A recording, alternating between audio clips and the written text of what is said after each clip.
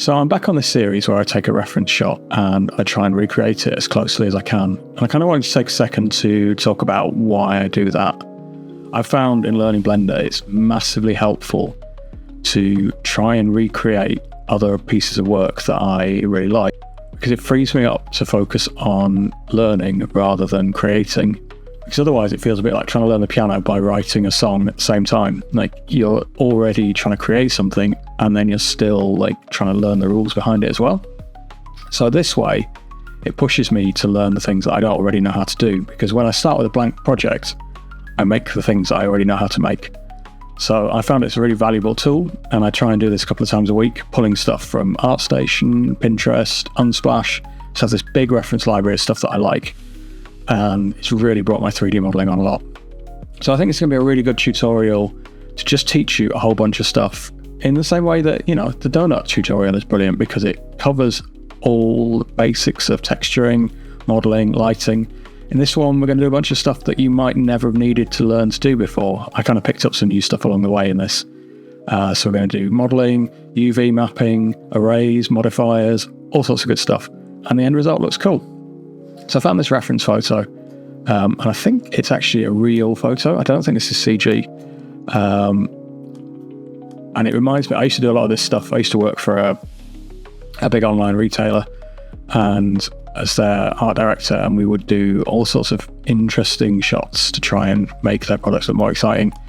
And this kind of thing would be done in the studio with a lot of fishing wires that you would then Photoshop out. And of course now we can do this in CG, and there's a lot of work available out there for artists producing high quality renders for products. And if you can find a way to make it look interesting, even better. So I think it's going to be a really good one to tackle. Okay, so before we get into the project, I had a big hard disk failure earlier in the week and I've had to do a complete reinstall. So I think I'm kind of back up and running now as I was, but it reminded me that I have a lot of stuff turned on in Blender that are not enabled as default, that make things a lot easier. So if you go to this Get Extensions section here, and if we're going to search for, so these are the things that I have installed as extras. So if we search through for extra curve object and extra mesh object, now because I've got these installed, there's no install button, but you will hit the little install button down there. So we need, just go back to what I've got installed as extras. And why is that doing that? So yeah, I have extra curve object, extra mesh object, loop tools, and then screencast keys, which you don't need, but you can have if you want.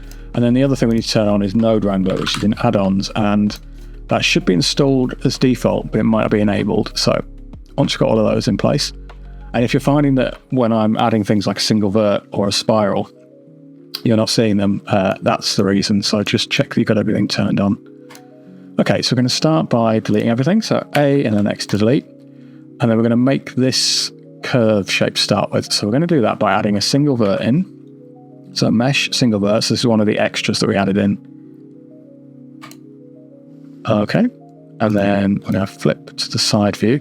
We're going to try and recreate this path as best we can. So G key to move it up, and we will already be in edit mode with this single vert. So we're going to hit E to extrude, and then extrude it along the Y axis, then E and down. And we're not going to worry about the curves at the moment. So it's down on the Z. So we're going to put these in as right angles, and you're just going to have to kind of eyeball it. And obviously you can make this any design you want, but I'm going to stick pretty closely to this for now. Because as I said, the aim is to try and push ourselves to recreate something rather than just finding a problem and being like, oh, I'll just make it different, which is something I'm quite prone to doing. Sometimes that's the right way, but for now we're just going to do this. So we're going to work a flat object for now, and then we're going to need to think about what happens here. So this is all on one plane so far, but then if we rotate the camera, then we're just going to push it back on the x-axis, and then down on the z-axis, and then this is going to pass back in front. This is already making my head hurt, so we're going to pull it forward like this. I got this right. And then it's actually going to need to move slightly to the side like that. And we are going to tweak this later on. It's just get us kind of roughly in place. And then we're going to hit G and Z.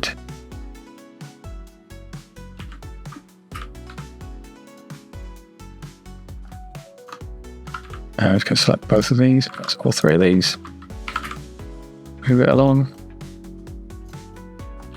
So it's just, you know, not looking amazing at the moment, but it's a start.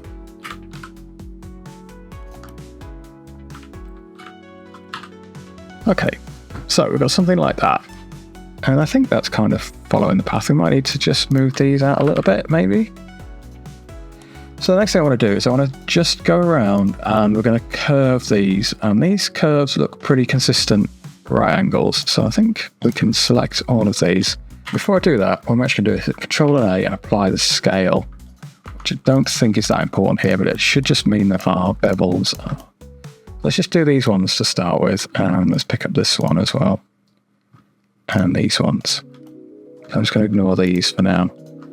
And then if we go over to our bevel tool, nothing will happen when we move it to start with. And we'll change to vertices.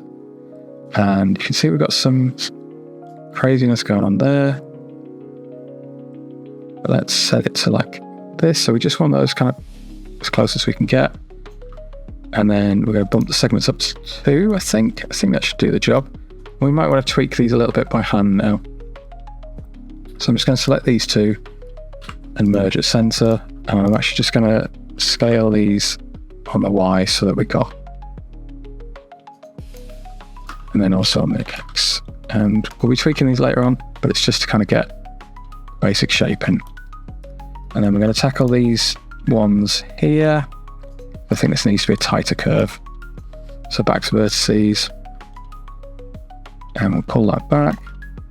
And we just want 3 in again. Okay. So we're off to a good start, I think.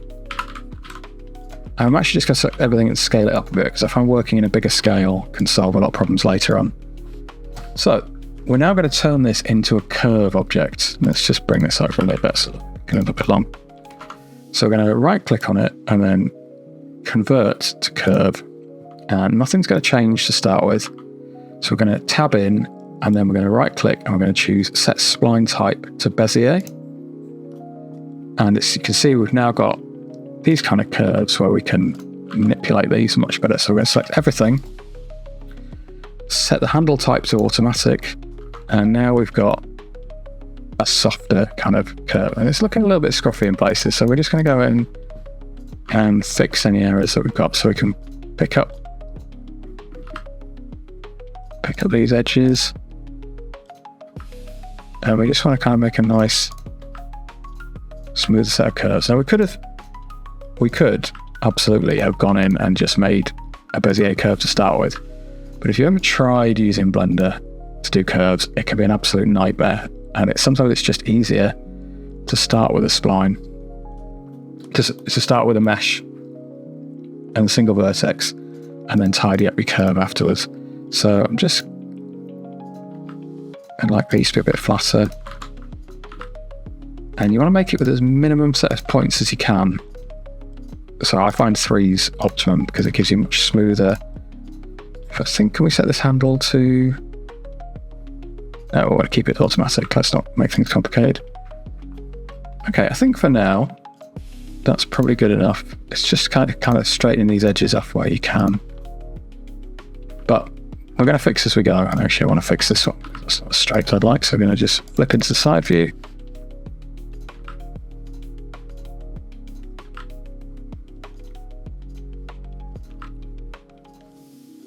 Okay, and if you've done any of my tutorials before, you'll know that I like to save a lot. Every time I make any major change, I save. So we're going to carry on doing that. So we're going to save as, and I've already got a project of this. So we're going to call this pipes, stage, and then let's put a stage and then a number behind it. So 1, obviously, hit save, and then we can do save incremental from this point on. And that way I'm not relying on undo, because there's only so many steps of the undo. It's nice to have a previous version, so I save a new version every time I make any changes. So what I'm going to do is select everything, hit the A key, and I'm just going to choose smooth, and that should just smooth out some of these lumps and bumps a little bit. And I'm going to tighten that up a bit more. We might have some problems about these curves being a bit tight, so let's just select these ones. And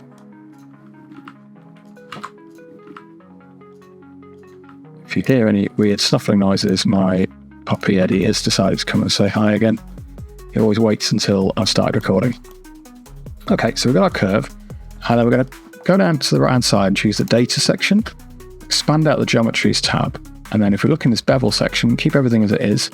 And if we just roll up this value, we'll thicken the pipes out, and we should get something like this. And right click and shade smooth. And you can see we've got a little bit of pinching here. So because it's still an editable curve, just select these, just pull these up.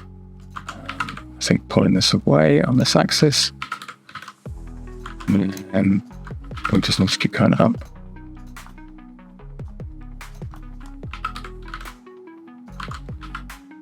There we go. Just kind of need to just jiggle some points about until they stop intersecting too badly.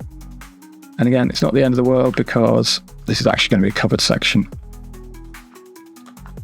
So this is looking a little bit gnarly. So let's select these and just pull these out and see what we can do with this.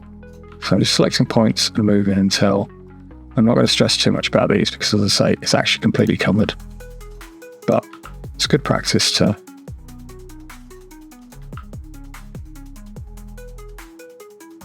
I think I had that. There we go, something like that. It's a little bit of pinching, but then we'll just see what we can do with this one. This one might be a bit of a headache. Let's try selecting all of these, pulling out, and then yeah, it's this one because it's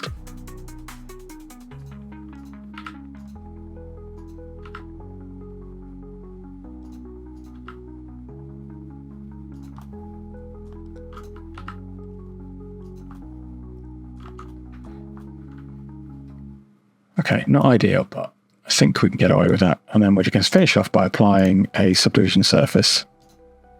And we're going to bump that to 2.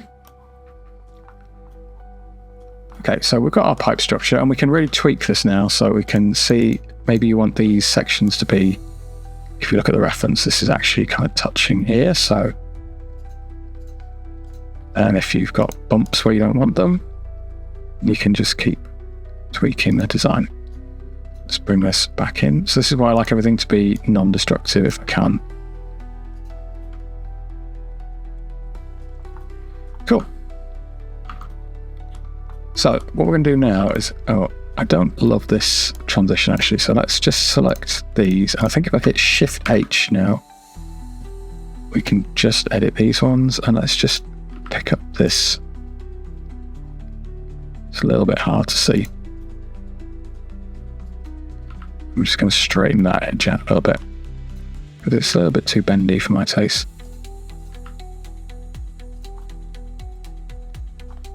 We can just move it back over.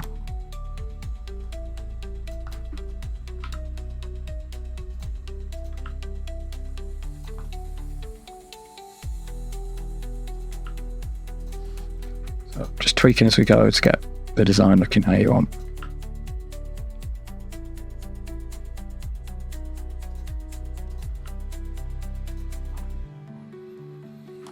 That'll do.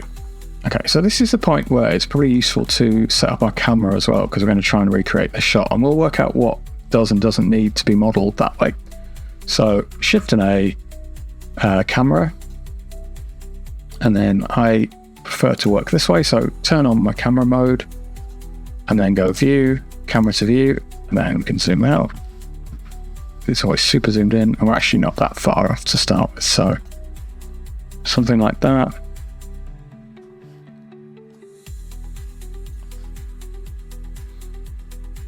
Okay, and looking at my reference again, this needs to be tighter up. It wants to be almost intersecting. Just Alt H to show all of my vertex points again. So this section needs to come up to the point where it's almost touching, but not quite. And we'll just straighten these edges out again. Cool. Okay, this seems like a good point to save again. So we'll save incremental, and you'll see now that it's pipe stage 2. Okay, so now we're going to tackle these end pieces here. So what I want to do is I want to keep this as a master editable element. So we're going to call this pipes master. and then we're going to duplicate this. So move our mouse over to here, highlight it and hit Shift and D, and then we're going to call this mesh. So hit capital lock, and I'm going to turn off our subdivision. I'm just going to delete it because I now want to go to convert to mesh, and you'll see now that we've got a high poly model, and we're going to apply our modifier again. The reason that we did it that way around is that if I convert to mesh with the subdivision surface on, it would have created a very, very high poly mesh with the subdivision applied. So I want to keep that flexibility. So what we're going to do now is going to come out of camera mode. So we're just going to turn off camera to view, so that'll lock the camera in. So now if I move the view about, it still resets. And I just want to select this edge here. And we're going to hit Shift and D, and then P, separate by selection. So now I can edit this edge. Let's turn off subdivision for now. And looking at the reference, it extrudes out. So it extrudes on the Y, so we've got this like kind of collar, and then we're going to hit E to extrude in, it's like a little step. So I'm going to put an edge loop in there as part of this process, so you can do that as you're extruding. And then we're going to do the same thing here. And actually, before we forget, let's put a loop cut in there with Control and O. And then let's go back to select this, G and Y, and we're going to extrude out pretty decent distance, I think, something like that. And then we're going to extrude again, so that we're putting a loop cut in. Extrude an S. Extrude an S again. And then extruding wide. I'm just going to pull that little lip in. So I tend to put in more edge loops than I need, but it just means that the sharpening's already done for me. And then we'll just pull this back, so something like that. And if we turn on our subdivision surface now and shade smooth. Now, ideally we should join these to the mesh, but we don't need to here because you can see we've got this like collar mechanism and then the sleeve, and so that's going to cover the joint, so we're not going to worry about doing that. What I am going to do is select the end of this object, and I'm going to hit Shift and S, cursor to selected, so it puts the 3D cursor in the center of that, and then if I hit the tab key to go back into object mode, we can set origin to 3D cursor, so now the origin's at the end. And the reason I've done that is I'm going to hit Shift and D to duplicate it, and we can just pull that anywhere. Go back to my master pipe object. I need to turn that off, so I'm only working on the mesh objects. I'm going to do the same thing, so select that edge, Shift and S, cursor to selected. It's so easy to do selection to cursor. And then we're going to select this object, Shift and S again, selection to cursor, and then we just need to rotate on the X-axis, and it should match up perfectly. So that's the top and the bottom cap. And there's a little detail here, like a little spring, and we're going to save this file, save incremental, and then we're going to tackle the spring. Okay, so we should already have our cursor in the right place to create this, roughly. So we're going to hit Shift and A, and then this is another extra that we enabled. So if you're not seeing this curve option, spirals, Archimedean, then go back and check your preferences. Okay, so initially this is going to look like a circle, but we're going to reduce the radius until it's kind of roughly around the collar. And then if we change the height, you'll see some spring magic starting to happen. So let's try something like this. And we're going to move this up and down later on, and then we're going to increase the number of turns. So it looks like we've got 5. Okay, I've done this too early. So we're now going to reduce the height. So that's the height of each turn. I think we've got 6 there. So something like that. And we don't need to worry about this edge because it terminates behind the camera, so that's okay. So with that in place, we can now scale it down a little bit and move it up a little bit so it sits above that section. And then you'll see that this is already a curve. So we can now go to our bevel and just add a bit of thickness to it. So it doesn't want to be hugely thick. We might want to scale out a little bit so it's not touching the edge. And then we're just going to apply subdivision surface. And there we go. That was easy. So let's just go back to our camera view and check that we're looking about right. Maybe you want it slightly thicker. I think we only want to go up like... Cool. So we're making some good progress here. Let's set up our lighting, see how we're looking. So I'm going to switch my render engine up to cycles and turn on GPU compute. And things are going to look pretty flat. And this is where you're going to need another add-on called Easy HDRI. Easy HDRI. Easy to say, you see? So Google that. And it's a Gumroad option, but it's a freebie. So I'll put a link in. You can obviously donate, and if you are able to, you should. It's a very useful tool, and it's just been updated. So once you've pulled that down, to install the plugin, you literally go to your downloads folder and drag in the zip file. And it's going to tell me that it already exists, but hit OK. And then it will appear in the right-hand side. And so what Easy HDRI lets me do is it lets me bring in a lighting file. So I have a bunch that I already use. And I'm going to go for, let's go for this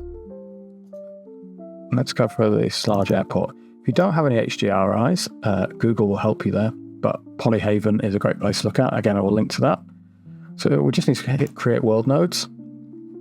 And boom, we have some nice calculated lighting. So I'm going to go to the printer section. No, I'm not going to go to the camera icon. For render, go down to film and turn on transparent.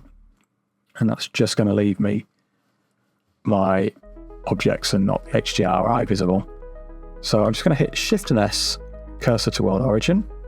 Shift and A, and I'm going to make a plane. I'm going to rotate it and scale it. Then push it back.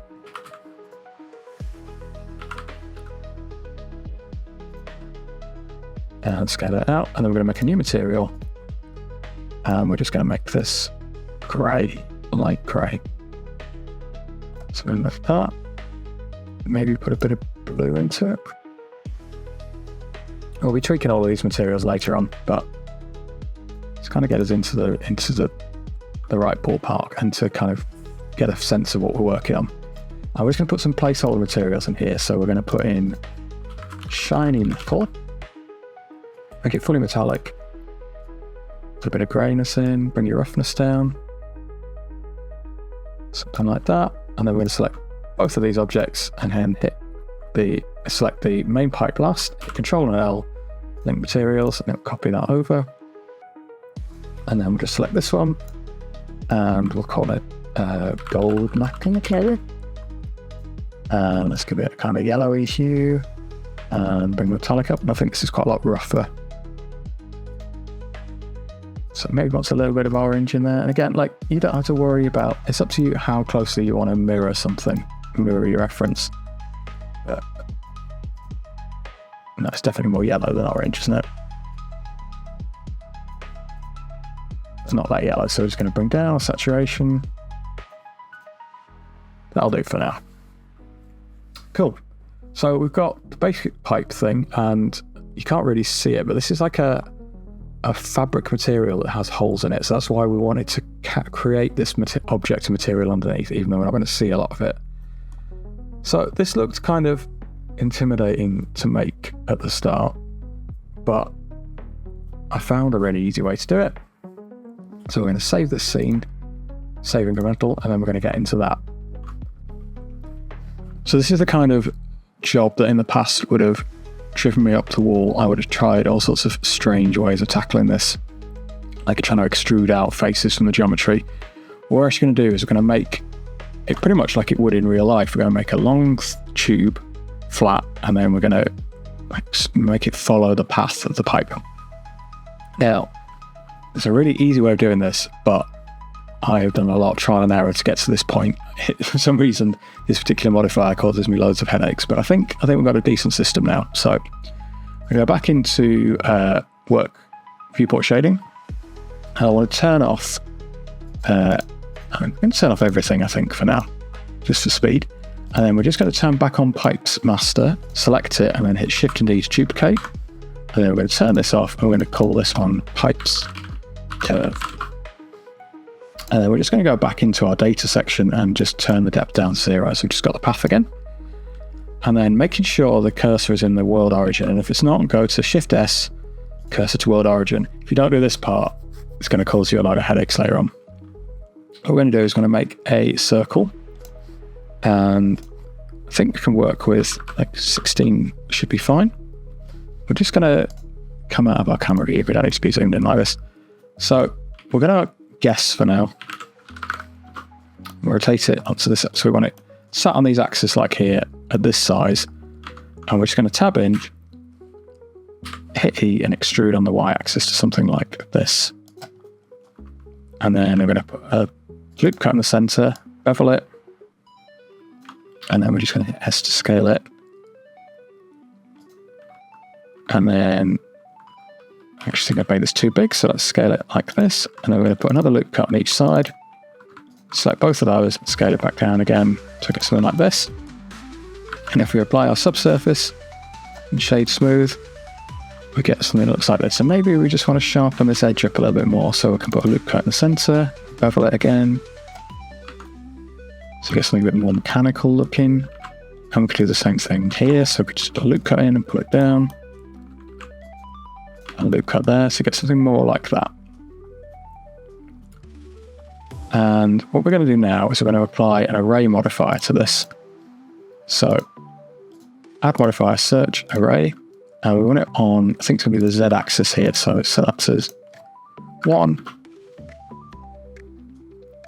And turn on merge, so it's going to join everything together. And at the moment we've got like a double space there because we're basically repeating that part. So let's just select this edge and move it in, and you'll see that everything kind of follows from the beauty of arrays. And let's just pull the subdivision underneath, because you don't want it to divide everything and then try and join it together afterwards. It makes sense to do it at this point. So let's just give ourselves a decent count. Okay, and what we can do now is we can apply a curve modifier, and using the eyedropper tool, select this path, and hopefully it should jump to the start, which it has done. And we're just going to change the deform axis to Y. And what you'll see is we've got our array, it's moving in the wrong direction. So if we change this to -1, it's now going to start following the path. And we can bump this count up, and it will keep expanding out. It's very satisfying. So at the moment, our circle is too big, I think. Let's turn on our pipes mesh. And yeah, we can see that our circle's too big. So if we tab back into edit mode, hit everything and then scale, we can reduce it down a bit. And in fact, if we hit this button here, that will display our modifier as we edit. So now we can scale it so it's just the right kind of size. Something like this. And then we just need to increase our count until we get to the end. Not too shabby. Let's see if we can get away with making it 140, or just make our life a bit easier. And then just decrease the size slightly. So hold down the shift key. There we go.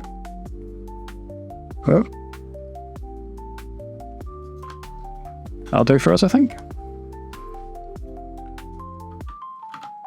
And there we go. So if we go back to our camera view and then we turn on our other elements, turn them back on again.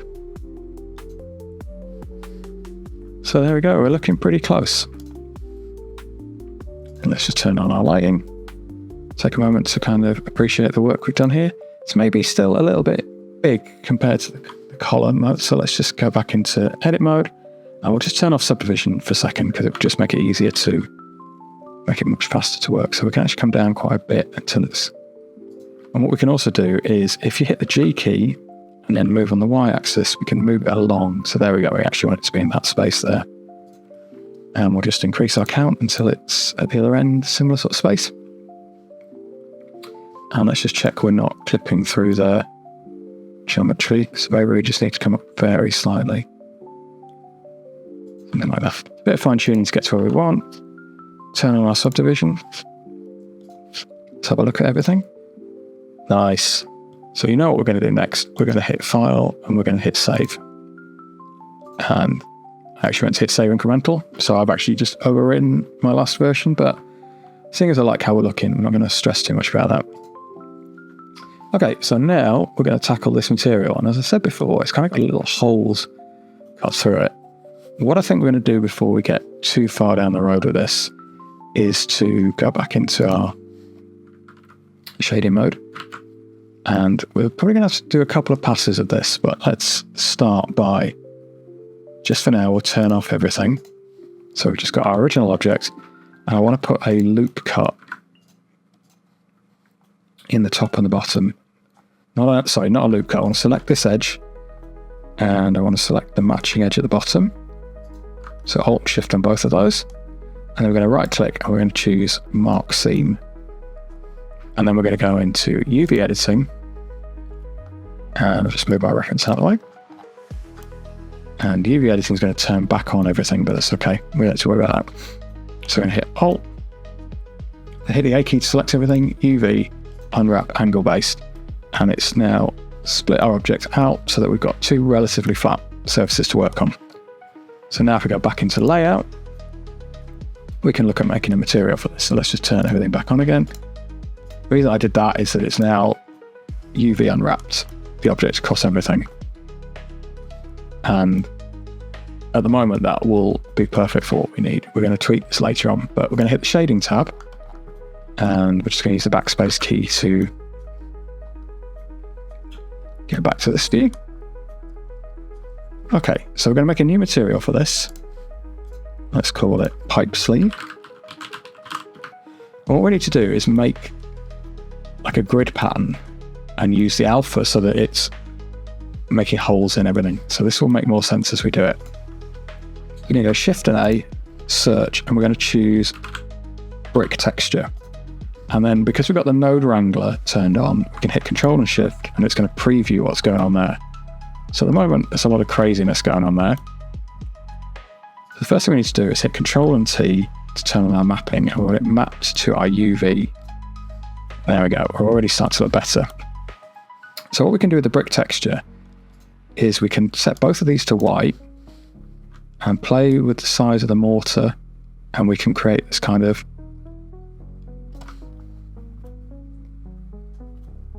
gridded checker effect. And so it's just a case of like messing around with the size, the scale. So I think I want this to be pretty fine, and I don't want an offset. I want it to be kind of uniform like this. Okay. So all of these settings can be tweaked as we go, but what we're going to do now is going to pass this into the alpha. And then if we hit Control and Shift and go back to our principal BDSF, you can see, I think what we've actually got is the inverse of what we want. So I'm going to hit Shift and A and choose Invert. And there we go. It's like a sort of paper lantern effect. And you can now decide, like, do you want this to be finer? So if we set the scales 0.5, it gets bigger. Set it to 2, we get a much finer mesh, which I think is kind of more what we need. So let's tab back to our view. And we're going to turn on our curve modifier. And if we go into our lit mode, we can see how that's looking. So we've got this kind of, it's almost like knitted woolen effect, and we might need to make the scale even finer. It's up to you now. Yeah, I think something like that is right. So a scale of 3. And we're also going to just tweak the color slightly to gray. And I'm going to bring in a sheen as well, put the weight up to 1 and the roughness up.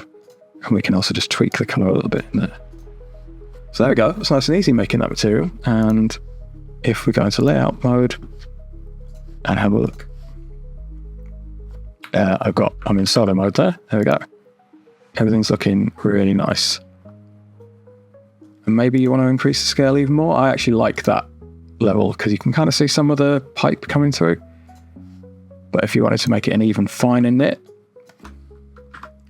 maybe select all 3 of these with the Shift key and then hit. Never played ball when you needed to. Let's try again. all 4 of those with the shift key, and then type number 4 in, and it's got even finer.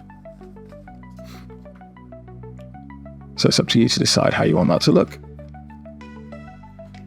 Okay, so now we're going to tackle how we're going to make this repeating text on the tube. So we're just going to hit File and Save Incremental. And what we're going to do is we're going to go back.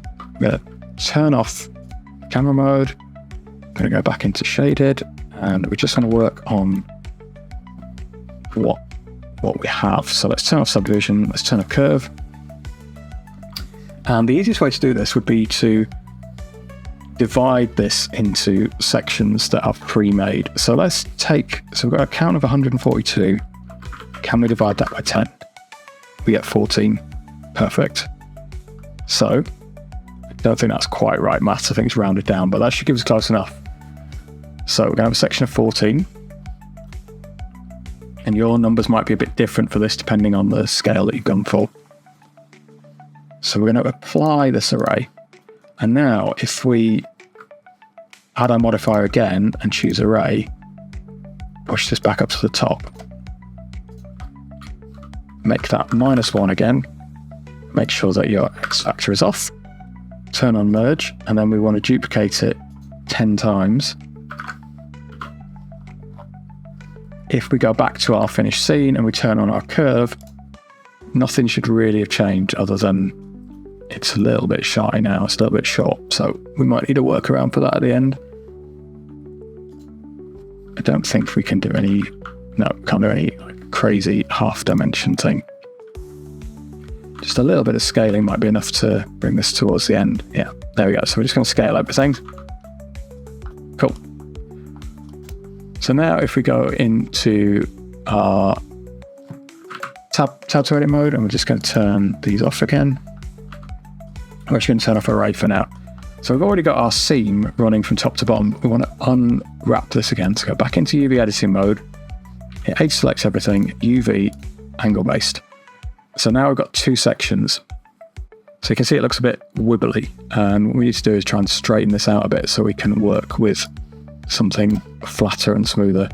So let's try and find an edge that is pretty straight already. This one looks promising. So we're going to select both of these and using scale and hit the Y key and then hit 0 to straighten. And we're going to do the same thing, S scale, Y, and then hit 0. And then you want to do the same thing with the X to just make sure all of these edges are straight. And then if we go to face mode, we're going to select that face and then hit the L key for linked, right click, follow active quads, and it will square everything off. So we've got this much more uniform, usable space. So we're going to do the same thing on this one. I told you there's some good tricks in here. This is especially useful if you want to do like, yeah, kind of repeating patterns on tube or like writing on a tire or something. It's a really useful unwrap. So S scale Y, whoop, that's not the right key. S scale Y and then 0. And then same trick here. We might have chosen a bad face. That's not it. SX 0. So you just need to make sure it's perfectly square, otherwise it won't work. And then L. So that's the active face. Right click, follow active quads, and yeah, it's done the same thing. So for some reason they're not perfectly scaled together. So we're just going to scale this so they're kind of in place. From there, linked, rotate 90 degrees. And then what we've got is a UV map that we can export to our image editor. So if we select everything and then UV, so I've got my reference over it, UV, export UV layout. We want to set this to 1496. And I'm just going to call it pipe sleeve UV, export UV layout. And we're going to save incremental, and then we're going to load up our image editor of choice. So I'm in Photoshop, but this will work with any image editor that you've got. So we're going to load in our UV PNG. It'll be nice and transparent. And I've actually already pre-made my text because you don't need me to show you how to write some text. And we're just going to position it on our UV grid, and we only really need to worry about one of these because we could actually just use the same arrangement. So I'll show you how to do that in a second. So we're just going to put that kind of in place, and then we need to turn off our UV grid and then save out. Now, Blender will support a Photoshop file, but you might want to save it out as a PNG. And you need to make sure. So Blender will support a Photoshop file. You might want to save it as PNG or a JPEG. It's up to you. I like to keep it as a Photoshop file for editable, but that might use up a lot of your video memory. So it's kind of a case of, you know, making decisions as you go. But let's call this texture. Okay, and then back into Photoshop. And if we go to our shading tab, we're going to backspace to solo this at the moment. So all we need to do is bring in our base color. So we're going to hit Shift and A, and we're going to search and add in an image texture. And there is my texture. So if I now hit Control and Shift to preview that node, you'll see that it's on there, but it's upside down, but that's okay. So if we add this to the base color now, we've kind of got the effect that we want already. Let's just, you know, well, we're always playing around. Let's try making this 5 and see where we'll get to. Yeah, maybe that's better. Okay, so if we go back into our UV editor,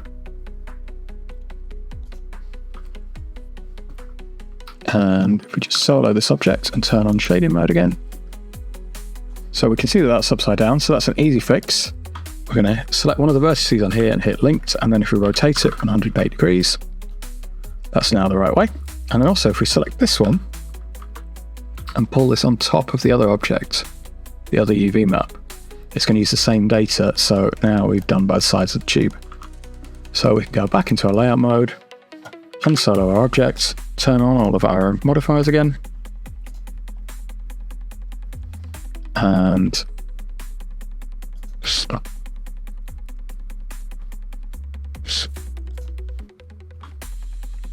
Let's see how we're looking. I think the only thing I don't like is I don't really like the placement of this on the, I'd like it to be more on the side. So let's go to our UV editing tab.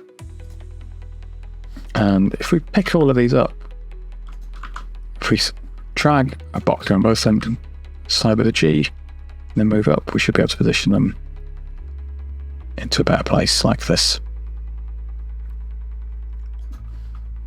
Cool. Now, you might have noticed that this has now got quite dark, and that is because it is using a black part of the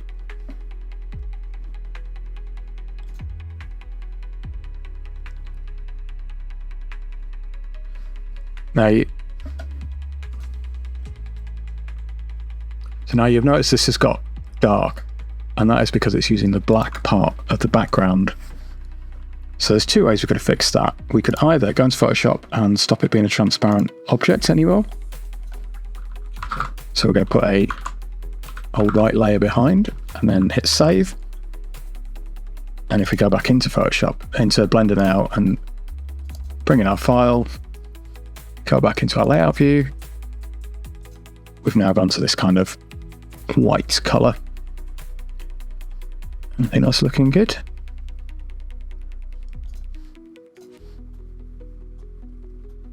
Just checking that I've definitely got information on all of these other faces.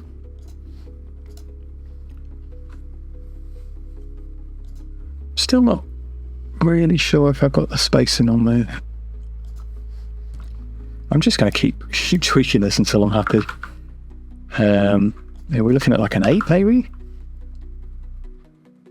That's looking better. Yeah, there we go. Okay, so you know the drill now. File, save incremental.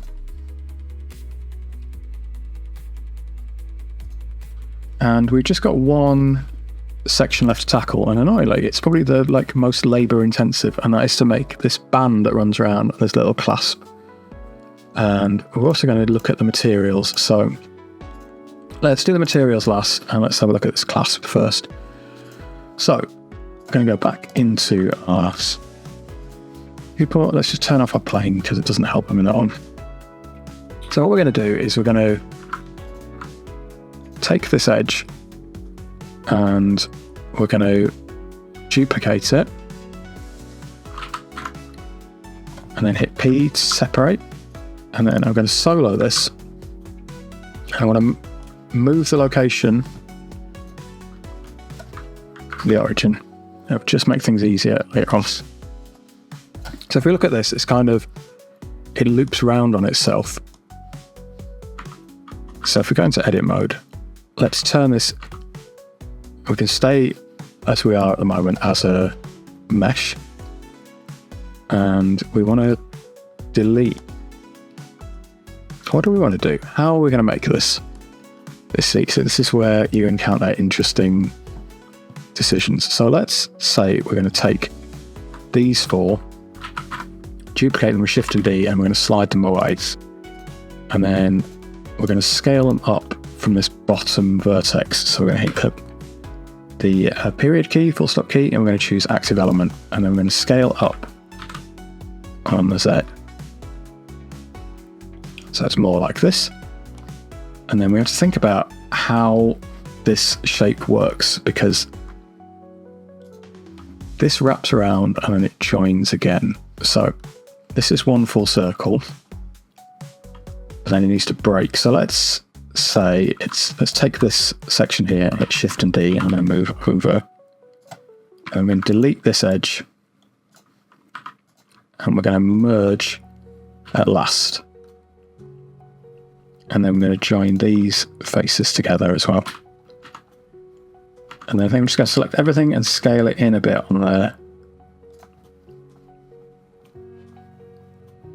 And then we just need to make this section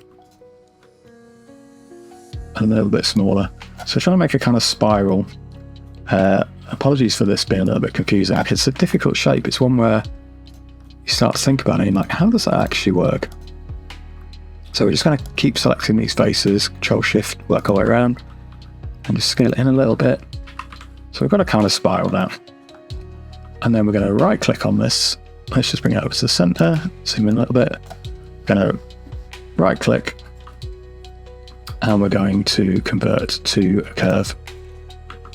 And then if we change the spline type to Bezier and change the handle type to automatic, and we should be kind of back where we were. We've got something pretty editable as well.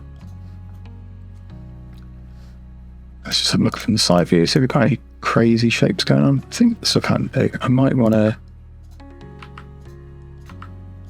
That's going to be hidden, so we don't need to worry too much about that, but I just want to bring this edge in a little bit more.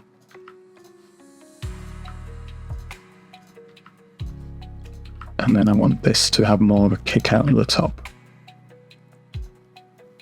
Definitely. Cool. So we're going to do the same trick that we did for the sleeve. We're going to create an array and then make it follow the path of the curve. So Shift A, mesh plane. I'm going to scale it right down. And I think we want to make this wider for now. And let's just solo this item. So we've got, it's really hard to see because it's such a low resolution picture, but we basically have a section of these holes and then it becomes a smooth band later on. So I think what I want to do is duplicate this whole face and slide it over. And then, because we're right on the edge, we're going to select Alt-A, merge by distance. And at the moment, no vertices are going down, so we're just going to move this. And there we go, so it's now joined. That was a complicated way of doing that, but never mind, let's stand by it. So I'm going to put a loop cut in, and we're going to put an edge in here. So what we're going to do is we're going to make both sections. We're going to make the smooth section and the section with the hole. And then we'll know that they join up when we turn them into an array. So I want to inset this face.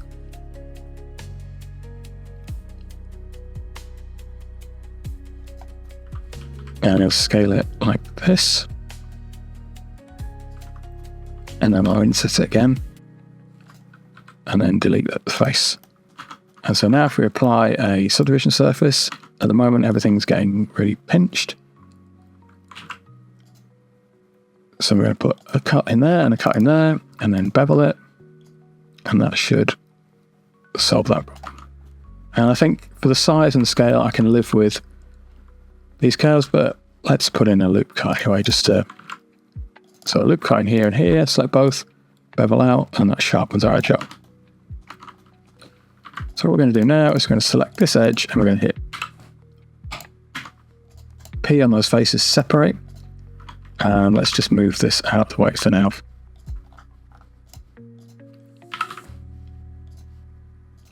So what we don't know is how long this section needs to be, but we're going to add an array modifier, and same deal, I think it wants to be on the z-axis.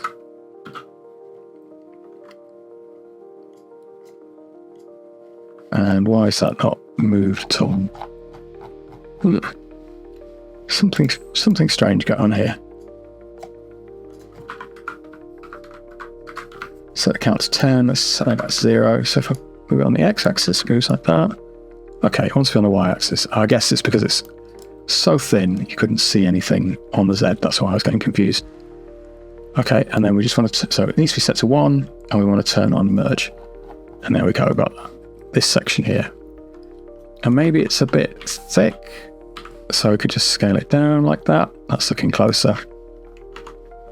And let's bump this up to, say, 45. And then we're going to take this one. And I think if we just select this object second and hit Control and L, and we can copy modifiers, and it should do the same thing. And let's make this, I'm just guessing at the moment, let's make this 56. And what we're going to do now is we're going to apply these modifiers. So we're going to apply the array, and apply the array, and then let's turn off subdivision now, just in case it does anything crazy when we merge them. So we can see those edges are pretty close, but let's just bring it close enough to be basically touching, and then select both of them, Control and J, and then if we select, just make sure we've got just this. Been very clumsy today. There we go, just those, and then hit Control and then hit M to merge by distance. And at the moment our distance is too far away to snap, so let's try making it still too far away. There we go, 0.02 did the trick. And now we can apply our subdivision surface again.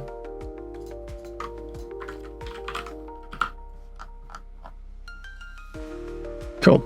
So if we now unsolo that, and we want to find our original circle, which is here as well. So let's select both of these and then go into solo mode. It's really not called solo mode, is it? That's from my days of doing music production. Isolated mode, maybe?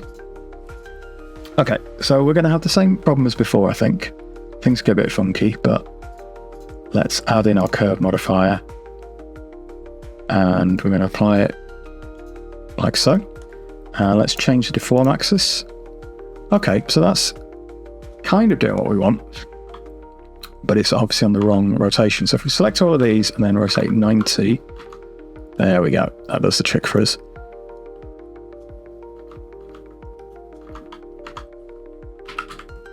And if we...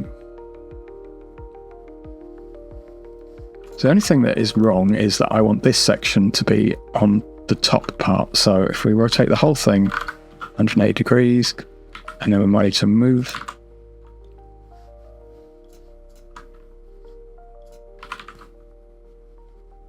Move our plane. There we go.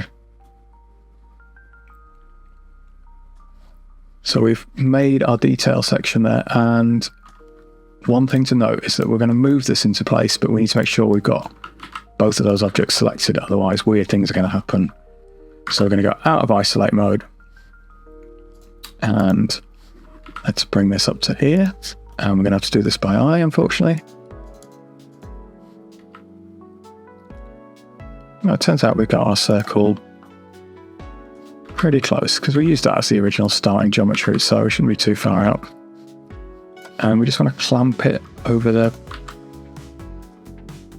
turn back bounding box center rather than active element.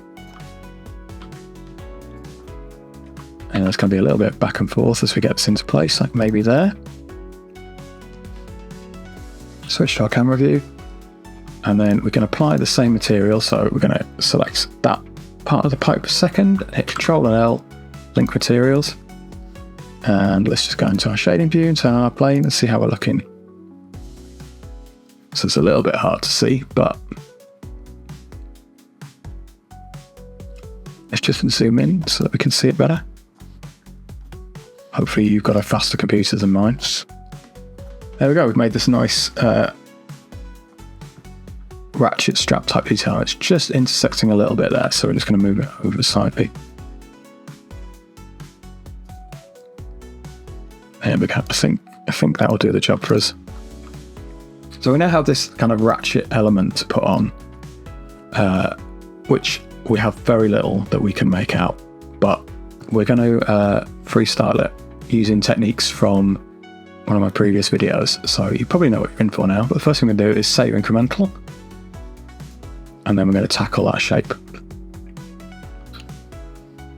Okay, so I'm going to go Shift and A, Mesh, Single Vert, and then I'm going to go into Isolate mode, and we're just going to turn back on our viewport shading.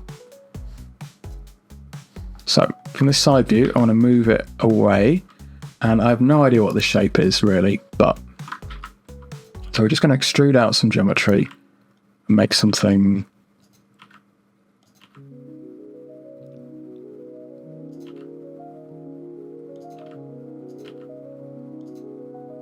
not sure what's going on with my screen at the moment. Don't know if you can see it kind of glitching at the sides. It's not happy about something. So I'm just going to rough this out for now until I kind of work out what I want this shape to be. I think it's something like this.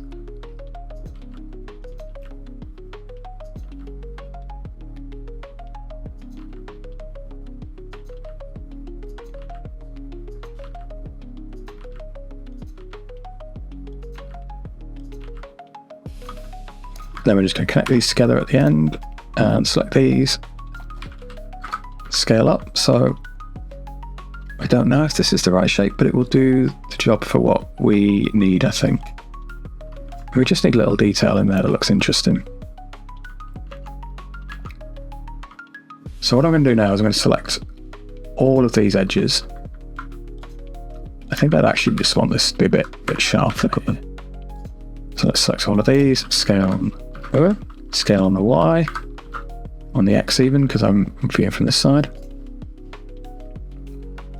And let's apply a subdivision surface and just work out where we need to sharpen up our edges. So I'm on there, bring us down.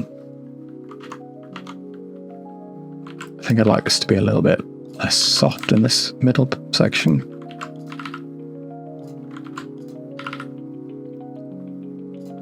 And then we're going to hit the A key and select everything, and then hit Alt and F, and then I to insert, and then we're going to hit X to delete the faces. So we created this boundary, and then you'll know from my other videos what I like to do now is go through and join up my quads. So set those four.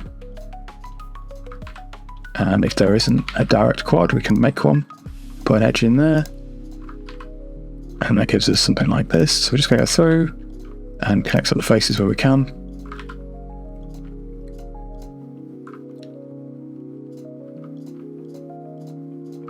Something like that. Let's do the bottom, fill in this space.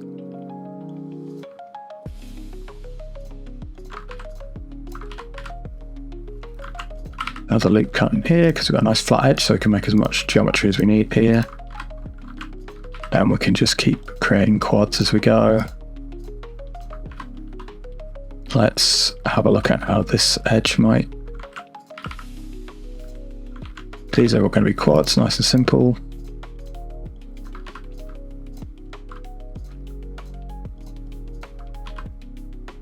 And then this can become a quad. think this might have to become a well, it's going to be a quad, but this is going to be a bit of an ungainly quad, which is not my favourite way to be, but let's just turn off our subdivision. I've done something weird here. So we're just going to delete this face. I think I just connected the wrong. And then we could put a cut here, turn that into a quad. And I know this is made a triangle, but if we then slide this back, before we slide it back, let's turn our auto join. Oh, okay, let's not do that. Slide this back and slide this one back and this one. So back to quads.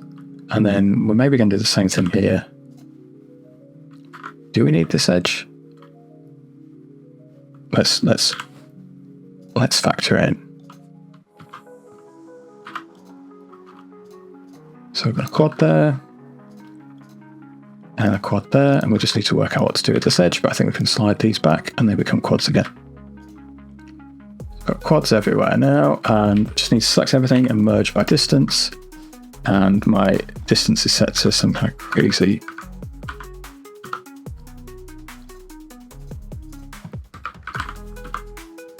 There we go. So it's removed any overlapping vertices. So I think I've made my object really tiny, so we'll need to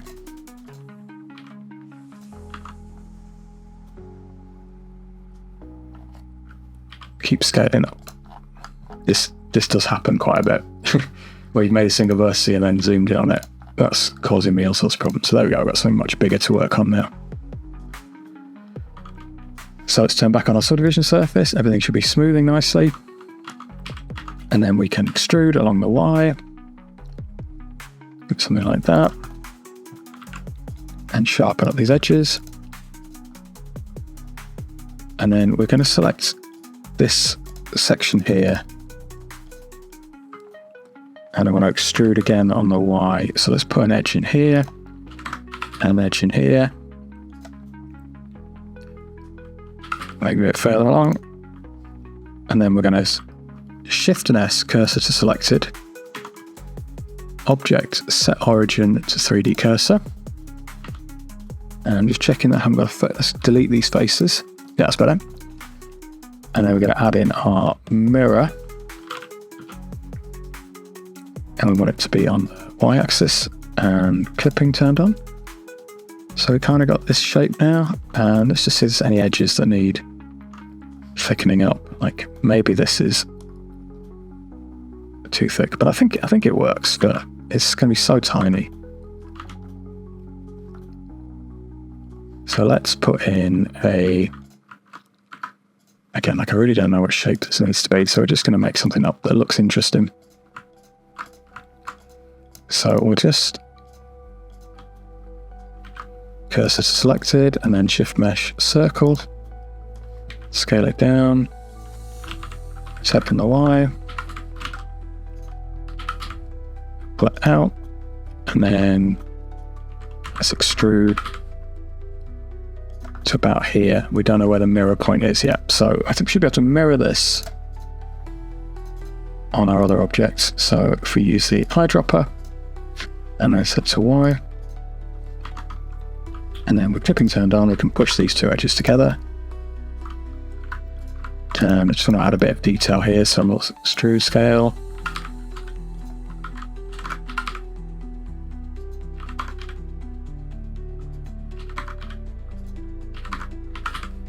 Just make it something that might look interesting. And then we'll just close that face off. A couple of loop cuts in.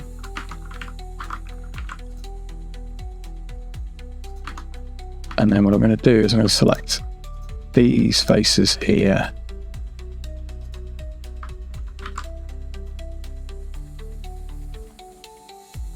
And maybe that one as well. And we're just going to extrude out like this.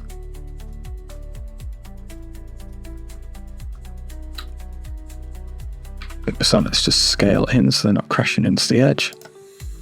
And then we can select this face in the center and then using our more shortcut. Let's go back one. Let's do this again then. So we're going to select until we get to here. And then we can use the G key to extrude out like this. And reduce that whole thing down. And let's see what happens if we apply subdivision surface. So we need to increase the geometry at this end and also this end. There we go, we've got like a little ratchet clasp. So shade smooth. And I'm just going to parent this one to this one. Control P, so keep transform. And we can actually just rotate that down slightly, so we've got something like that. Okay, so we're going to come out of solo mode and try and work out how big we've made this. Pretty giant. And let's move this, try and get this into place. So, something like this. Let's turn off our plane, doesn't really help us see what we're doing.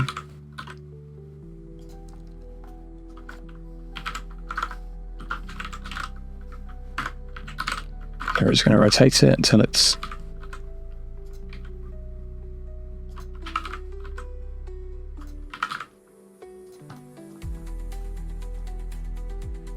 something like that.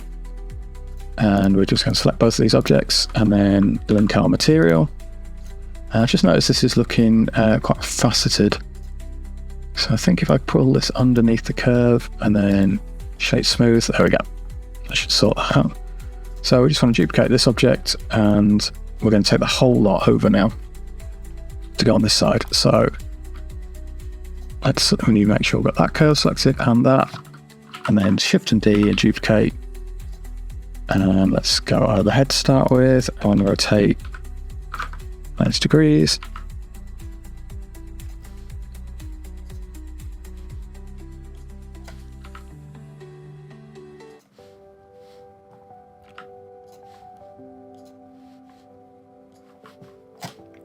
A bit of fine tuning to get it into place.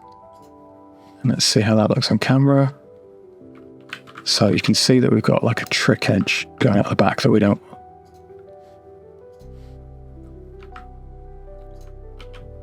Yeah, a little bit of back and forth to get it into place.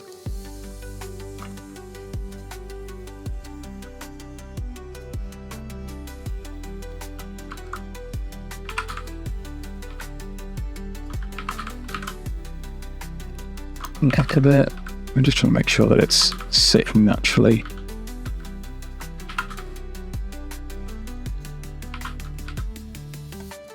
There we go. Nice. Okay, you know what we're going to do? We're going to save it. And then I think the only thing left to do is to look at our materials.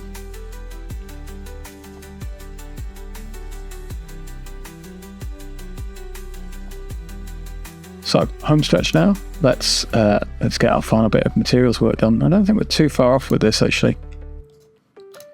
I'm going to just add a little bit of brushed aluminium texture. And we're going to look at this background image, and then I think we are done. So let's select this object, go to Shading tab, and we're going to just solo that. Okay, so all I want to do is add in just a little bit of brush metal texture. So we're going to make a noise texture, and using the node wrangler for Control Shift, we can preview this. So at the moment, there's not a lot going on there. So we're going to add in a color ramp, and I'm going to Control Shift preview this, and if we just start to bring this in, is anything going to happen yet? No, nothing going on yet. So I'm going to hit Control and T to add a mapping node. And now if we Control Shift on that, we should be able to see something going on. So we want to tweak our scale pretty dramatically.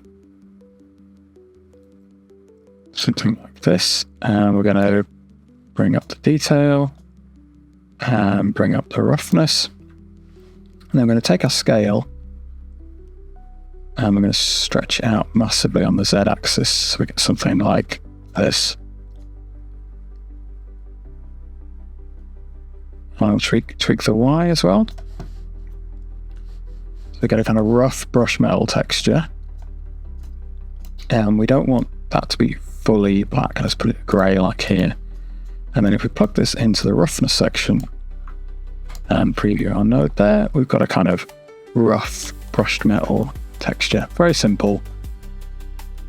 but it's going to do the job for us now. And I also just want to put a little hint of blue in there, just a tiny bit, just turn the saturation down a little bit.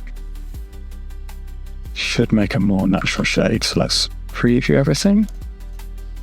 We're a little bit off on our reference. Let's see if we can get it. Maybe it's slightly too shiny now. So if it's looking too shiny, yeah, bring that up a bit. Maybe we're a little bit too blue. It's very subtle little changes now at this point. Okay, close enough for what we're doing, I think. So the last thing I want to do is just a really subtle tweak on this background. And firstly, you'll notice that the shadow is casting really tightly here, and you cannot see anything there. So to fix that, we just move our background further away and scale it up. And eventually we'll get to the point where the shadow isn't in shot. Just keep moving away and scaling. Great. And then what I'm going to do is I'm going to add in let's go to our work view mode for nests. And we're going to add in a separate XYZ node. And then I'm also going to hit Control and T. We don't want this image texture, so we'll delete that. I'm going to connect the mapping to the vector. And then we're going to connect let's try X to start. I can't remember which one it is. It's a color ramp. If we preview that, can't see much there at the moment. So I think it's the Z we want. Maybe it was the X. Let's just pull our plane up. Yeah, there we go. So we're getting a very subtle gradient effect. And what I want to do is set this to, I quite like this base color we've got. So we're going to copy that. And we're going to set the base color at the bottom, which is white, to that hex there. And then we're going to set this also the same, but we're just going to lighten it a bit. And very subtle. Connect that to the base color. And if we turn on our render mode now, we might want to play around with it a little bit. Maybe darken this corner slightly. It just gives our whole render just a little bit more depth and movement, which I'm always a fan of. Lighten this a little bit. And there we go. I think we can call this done. We might want to tweak that color a little bit. But yeah, we've covered a lot of ground in this tutorial, and hopefully some interesting ideas and things to play around with. And if we were to change the lighting, you would see that the whole feel of the scene could change quite dramatically. It's awesome. I think I prefer this one. I think that's got us much closer to the reference. Let's just turn down our...